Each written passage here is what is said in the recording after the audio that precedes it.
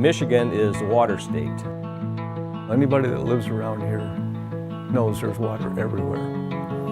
If you could actually get up and get a bird's eye view, you'd see water everywhere. It's almost like they went out of their way to pick one of the worst possible locations for this thing.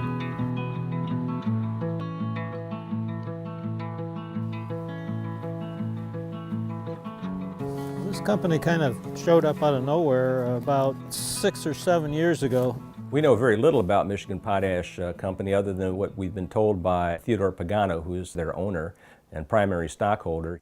This fellow came along, bought up most of the existing leases that were expiring, and is now thinking he's going to make a go of it. With no experience, no plant.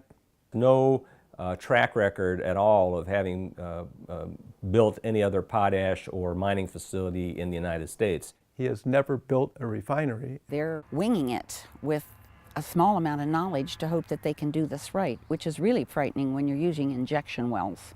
The nature of the technology they'll be using requires the drawdown of quite a bit of water. They're proposing 1,200 gallons per minute initially. You know, 1.7 million gallons of water per day is a lot of water.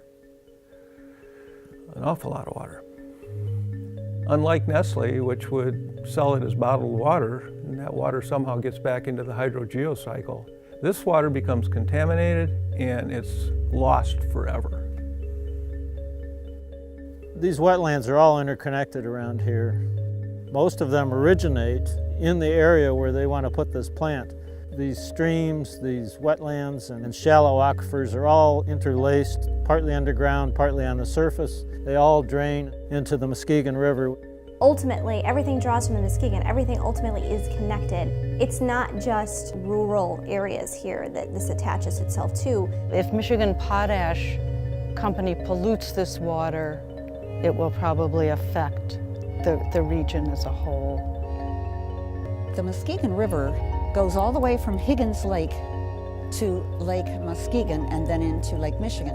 It's 227 miles long, and it goes through a number of communities where people's home wells are on that water and city wells are on that water. Big Rapids gets its water from the Muskegon, as does Reed City, as does Everett, and you can go upstream and downstream and see numerous towns and cities and individuals whose water comes from the aquifer of this river.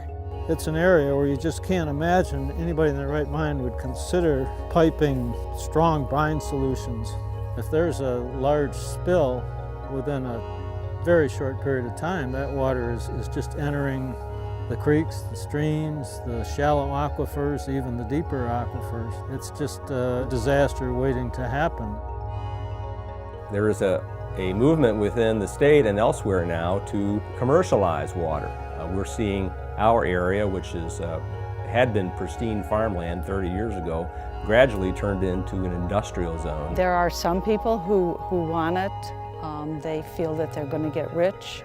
I don't know anyone around here who has ever gotten rich from any mining in the area.